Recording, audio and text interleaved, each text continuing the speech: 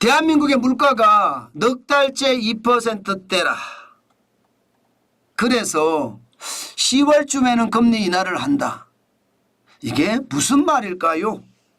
일단 말입니다. 물가부터 보시죠. CPI.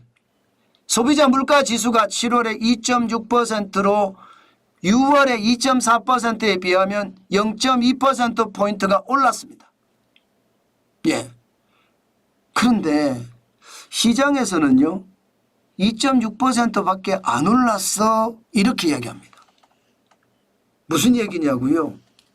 사실 7월이라는 계절 자체가 폭우에, 폭염에, 극한 기후가 최악이었잖아요.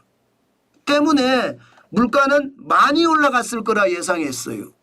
적어도 6월에 2.4%면 시장의 예측치는 2.8% 내지는 3%까지도 갈 수 있다. 이런 예측이 나왔었거든요. 그런데 2.6%. 시장의 예측치보다가 굉장히 많이 떨어졌어요. 이건 뭐지? 진짜 물가가 잡혀가는 거야? 그렇게 이야기할 만큼 말입니다. 2022년 7월에 6.3%였을 때 이때보다는 반토막이 났다는 뜻이고요. 지금 반토막까지 났는데 7월에 그 악조건을 잘 헤쳐나왔다. 이런 얘기가 되는 건가요? 실제로도 2.6%라는 숫자도 그렇지만요. 핵심 소비자 물가라고 이야기하는 근원물가 지수의 상승률 여러분 거의 2%로 잡아버렸습니다. 7월에 2.1% 오르는 데 그쳤습니다. 다시 말해서 근원 소비자 물가 지수라는 것은요. 계절적인 요소가 강한 거 빼고요. 농산물이 계절적인 요소가 강하죠. 일시적인 요소가 강한 거 유가도 뺍니다. 나머지만 가지고 물가 상승률을 계산을 하는데 7월에 의외로 안 올랐습니다.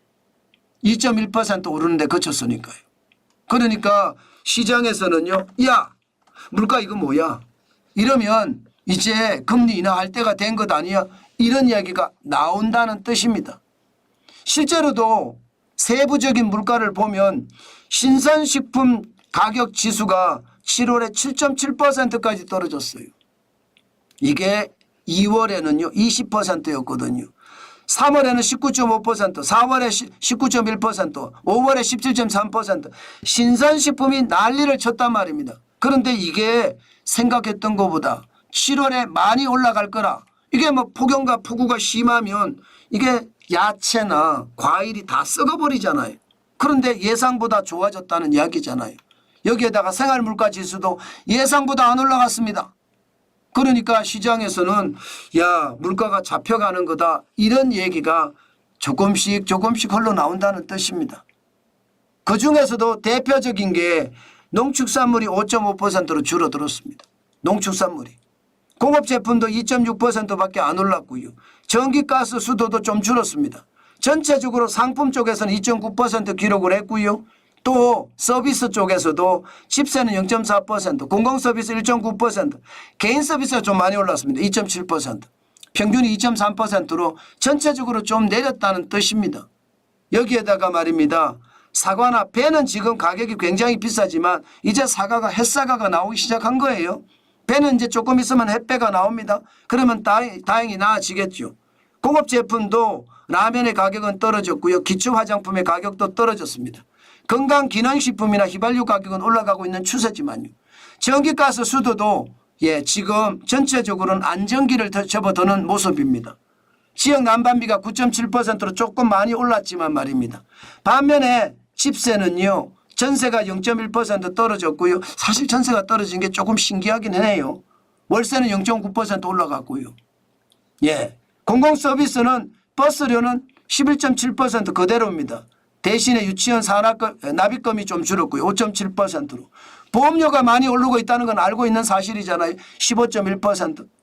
그러나 아파트 관리비나 구내식당 이런 게 다 자꾸 내려가잖아요. 개인 서비스. 그중에서도 건강기기 렌탈비나 자동차 보험료가 많이 내려갑니다. 그러다 보니까 전체적으로요. 물가가 잡혀간다. 이런 얘기가 나온다는 뜻입니다. 그러니까 금리 인하에 대한 이야기가 이제 계속 본격적으로 나올 수 있다는 이야기죠. 사실 금리 인하는 저는 실기였다고 생각을 해요. 이미 금리 인하를 한 차례 했었어야 돼요. 그래야지 시장의 분위기를 좀 살려서 내수를 확보할 수 있었는데 이게 정책의 미스, 정책의 어떤 실패 때문에 금리 인하를 못하게 생긴 거예요. 사실 스트레스 DSR을 7월에 도입했으면 집값이 이렇게까지 문제가 안 되거든요. 집값이 지금 굉장히 문제가 됐잖아요. 지금 집값은 걷잡을 수 없다 이런 말까지 나올 정도거든요. 그러니까 금리 인하하는 게 굉장히 어려운 겁니다. 금리를 인하하고 싶어도 금리 인하를 못해요. 사실은 미국보다 선제적으로 금리 인하한다. 8월에 금리 인하한다는 얘기가 나왔습니다. 그런데 지금 8월에 금리 인하할지 안 할지 모르겠어요. 현장의 어떤 이야기, 시장의 이야기는 10월에 금리 인하한다예요. 그렇지만 지금 미국의 고용 쇼크는 가만히 안 된 거잖아요.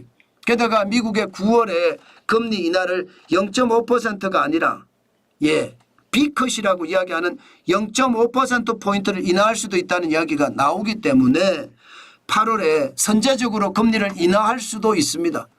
만약에 8월 15일 전에 지금 정부의 대책이 나온다고 하는데요. 이 대책에 스트레스 DSR을 즉시 도입한다는 이야기가 나오기 시작을 하면 아마 말입니다. 시장은 또 달라질 수도 있을 겁니다.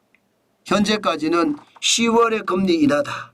0.5% 인하한다가 아니라 우리는 0.25% 인하한다예요. 그러나 미국의 고용 쇼크가 심해지고 경기 침체의 속도가 빨라지면 우리는 8월에 금리 인하를 할 수도 있다.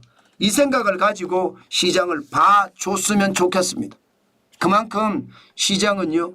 금리 인하에 대한 어떤 갈증이 굉장히 높습니다. 아마 어떻게 될지 더 두고 봐야 되지만 금리 인하는 아마 지금 확실하게 테이블 위에 놓여 있다. 책상 위에 놓여 있다. 이렇게 얘기해도 틀리는 말은 아닌 것 같습니다.